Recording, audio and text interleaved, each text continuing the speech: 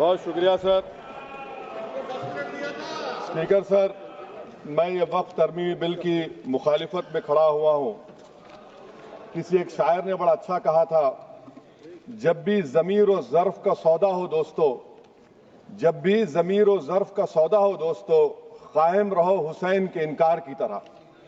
Sir, ये वक्फ तरमीमी bill Bharat के गयूर मुसलमानों के ईमान पर, इबादत पर एक हमला है। नरेंद्र मोदी की हुकूमत ने इस मुल्क की सबसे बड़ी अक़लियत के खिलाफ एक ऐलान जंग कर दिया, और ये जंग ना सिर्फ मेरे जिस्म पर है, बल्कि मेरी आज़ादी पर, मेरी समाजी और माशी मार्जिनलाइजेशन पर है, मेरी शहरियत पर है, मेरे मदरसे, मस्जिदों, खानखाहों और दरगाहों को निशाना बनाया जा रहा है।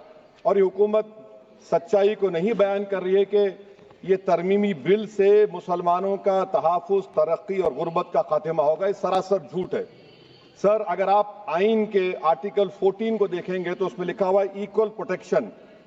अब आप देख लीजिए सर कि हिंदू, सिख और जैन को और बौद्ध को उनके एंडोमेंट में तहफ़्फ़ुज़ मिलेगा, क्योंकि उनका एंडोमेंट बाय यूजर बरकरार है और उनका एडमिनिस्ट्रेशन उनके हाथ में होगा कि गैर हिंदू या गैर उनके मजहब का आदमी दान भी दे सकता है उनके लिए, और एंडोमेंट बोर्ड का तहफ़्फ़ुज़ भी मिलेगा, क्योंकि उसके ऊपर ओवरराइडिंग क्लॉज अप्लाई नहीं होगा, लिमिटेशन का कानून उस पर अप्लाई नहीं होगा।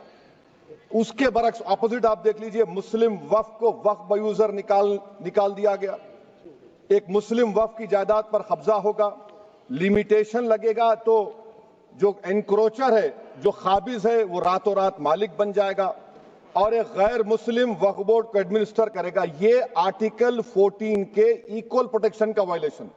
अब आर्टिकल 14 में सर इक्वालिटी बिफोर लॉ भी है, और उसका कैसा वायलेशन हो रहा है कि कोई आर्बिट्ररी स्टेप नहीं ले सकता और कोई भी ऑफिशियल किसी भी तरीके से गलत आर्बिट्ररी फैसला नहीं लगा। यहां पर आप एक डेजिग्नेटेड ऑफिसर को रखकर वो फैसला लेगा कि ये जायदाद वक्फ की है, गवर्नमेंट की है।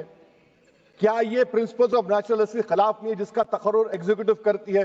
ये हमारे theory of separation of powers, Bharat के आइन का बेसिक स्ट्रक्चर का हिस्सा है। क्या इसका वायलेशन नहीं है?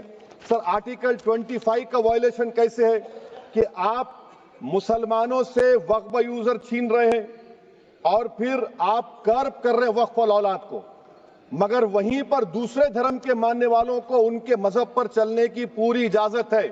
लफ्ज जो आर्टिकल 25 में इस्तेमाल हुआ सर, वो इक्वली एंटाइटल्ड, यहां पर मुसलमानों के इक्वल एंटाइटल्ड नहीं हो रहा।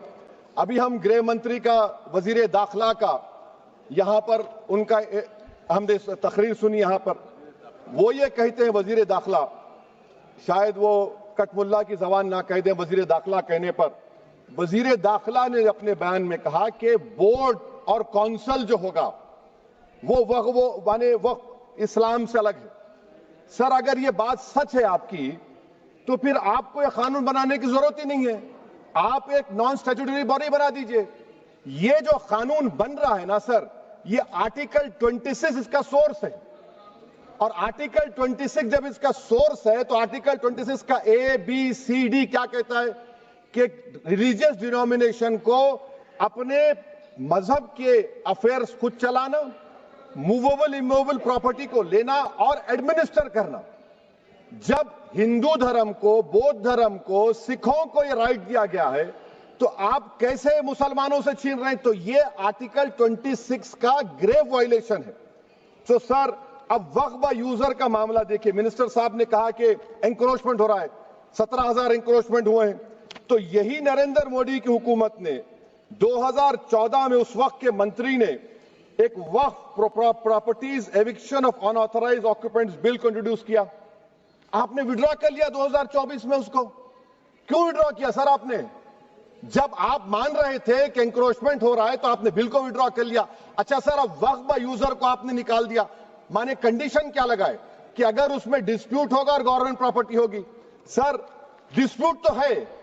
मिसाल के तौर पर मोहिबुल्लाह साहब जिस मस्जिद के इमाम है, पार्लियामेंट के सामने मस्जिद है सर, 123 प्रॉपर्टीज में मस्जिद है, डिस्प्यूट चल रहा है। कल कलेक्टर या डिस्ट्रिक्ट ऑफिसर बोलेगा कि भाई साहब ये गवर्नमेंट प्रॉपर्टी है, स्टिकर लगा दिया जाएगा, मस्जिद बंद, गवर्नमेंट प्रॉपर्टी हो गई। ہوگی نا سر؟ اب یہ بتائیے، آپ جب سے یہاں پر پورے بی جے پی رولنگ پارٹی ہم کو گیان دے رہے ہیں کچھ نہیں ہوگا کچھ نہیں ہوگا، میں دلیل کے ساتھ بتا رہا ہوں آپ کو، یہ مسجد دلی گورنمنٹ بولتی ہماری ہے، وقف دلی وقف بولتا ہماری ہے، تو سر وقف با یوزر، اگر میں اپنی گورنمنٹ کے خلاف وقف بورڈ وقف با یوزر استعمال نہیں کرے گا تو کیا ہے سر؟ اچھا یہ امینڈمنٹ جب ہو جائے گا تو مجھے کہنے دیجیے سر، صرف پراچین مندروں کی حفاظت ہوگی، مسجدوں کی نہیں ہوگی۔ اب سر آپ آ جائیے، اگر ڈسپیوٹ میرا اینشنٹ مونیومنٹ سے وقف کا، ایک مثال دے رہا ہوں، دلی میں 172 وقف پراپرٹیز ASI کنٹرول میں ہے، میں تو ہار ہی گیا وہ، کیونکہ میرے پاس ڈاکیومنٹ نہیں ہے۔ آپ کہہ رہے ہیں کہ ڈاکیومنٹ چڑھاؤ، اگر میرا گورنمنٹ سے ڈسپیوٹ چل رہا ہے میں تو کلیم ہی نہیں کر سکتا، کیونکہ آپ جج بنیں گے، آپ ہی فیصلہ کریں گے، اور جب تک آپ فیصلہ نہیں کرتے وہ وقف کی پراپرٹی نہیں ہوگی، وہ پروویژن ڈال دیا آپ نے۔ اچھا اگر میرا ڈسپیوٹ انکروچر سے ہوگا سر، تو انکروچر میں تو آپ نے تو 107 کو ڈیلیٹ کر دیا، آپ راتوں رات قابض کو انکروچر کو مالک بنا رہے ہیں۔ سر میں یہ پوچھنا چاہتا ہوں آپ کے ذریعے حکومت سے، ایک ممبئی میں ایک بہت بڑے دولت مند ہیں، کھوجا برادری کا یتیم خانہ تھا، انہوں نے 2004 یا 2005 میں 22 کروڑ میں خرید لیا، وہ کیس سپریم کورٹ میں کہ آپ ان کو مالک بنانا چاہتی ہے لمیٹیشن ایکٹ اپلائی کر کے، ہم کو بتائیے، ہم جاننا چاہ رہے ہیں۔ اور سچر کمیٹی نے سر 2007 میں کہا کہ دلی کے 123 پراپرٹیز کی مارکیٹ ویلیو 6000 کروڑ کی، آج ہم 2025 میں آ گئے، کیوں آپ ان پراپرٹیز کے خلاف پڑے ہوئے؟ 1976 میں اس وقت کے وزیر اعظم اندرا گاندھی لیٹر لکھا، اس کو آپ دے دیجئے، مگر آپ اس کو ماننے کو تیار نہیں ہے۔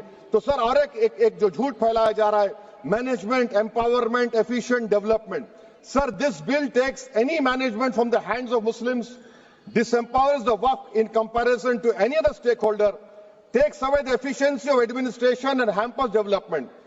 Waqf disempowerment in the name of efficiency, inefficiency is being created. The progress of development from pre-independence till today is sought to be destroyed. Sir, ابھی ہمارے ہوم منسٹر صاحب نے فضل پوکیا کیس کا ذکر کیا۔ سر میں آپ سے گزارش کروں گا کہ ہوم منسٹر ذرا اچھے لوگوں کو رکھ کر انفارمیشن لے، فضل پوکیا کا آبیٹر کیا ہے؟ اٹ از آبیٹر، وہ ریشو ڈیسنڈنٹ نہیں ہے جو آپ نے کہا ہے۔ اچھا سر، شیڈول ٹرائب کے بارے میں کہا، کیا شیڈول ٹرائب میں مسلمان نہیں ہوتے؟ شیڈول کاسٹ میں نہیں ہوتا مسلمان، شیڈول ٹرائب میں مسلمان ہوتا تو کیا آرٹیکل 25 میرا چلا گیا، آرٹیکل 26 چلا گیا، آرٹیکل 14 چلا گیا، 15 چلا گیا، 29 چلا گیا؟ لکشدیپ کا ایک مسلمان ایم پی ہے، کیا اس کو رائٹ نہیں ہے کیونکہ ٹرائبل ہے؟ کیا کہہ رہے ہیں آپ؟ اس ایوان کو کیوں گمراہ کر رہے ہیں آپ شیڈول ٹرائب کے نام پر؟ سر اور ایک چیز جو آپ کو بتا رہا ہوں سر، اب آپ جب آرٹیکل 26 سے میرا سورس ہے تو آپ سینٹرل وقف کونسل میں 22 میں سے 11 آپ نان مسلم کو بنا سکتے ہیں، ریلیجن نیوٹرل آپ نے کہہ دیا، اور آپ بنائیں گے، کیوں بنائیں گے آپ؟ اسٹیٹ وقف بورڈ میں 7 نان مسلم ہوں گے اور 4 مسلمان، کیوں ہوں گے؟ کیونکہ آپ لا میں 95 میں ڈائریکٹ مینجمنٹ میں لے سکتے ہیں 5 سال کے لیے۔ آپ وقف با یوزر کو آپ کلیکٹر ڈسٹرکٹ آفیسر بولے گا یہ وقف کی پراپرٹی نہیں ہے تو وہ وقف بورڈ خاموش بیٹھ جائے گا، کچھ ایکشن ہی نہیں لگا، کیونکہ وہ آپ کے پیادے ہیں۔ اچھا جب آپ نومینیٹ کریں گے سر میں مودی گورنمنٹ کے خلاف نو کانفیڈنس لا سکتا ہوں، مگر وقف بورڈ کا چیئرمین جو نومینیٹ ہوگا اس کے خلاف نو کانفیڈنس نہیں لا سکتے، ہم بالکل نہیں لا سکتے۔ کیا مذاق ہے بتائیے آپ؟ یہ ڈیموکریسی ہے؟ نومینیٹ بھی اسٹیٹ گورنمنٹ کرے گی، وہ اگر ڈکٹیٹر بن جائے گا جیسا آج بھارت میں ہو رہا ہے تو وہ بھی نہیں ہٹے گا۔ کم سے کم یہاں پر تو الیکشن ہے، وہاں پر تو آپ 5 سال جھیلتے رہو اس کو۔ اچھا سر، اب یہ جو کلوز 11 اور کلوز 9 آپ 16AA سے دیکھیے، where the qualification of the members of the board has been limited only to 3 categories contained in 14(1)(c). Intention is very clear that the majority is to be packed with non-Muslims. So who will defend my interests, sir?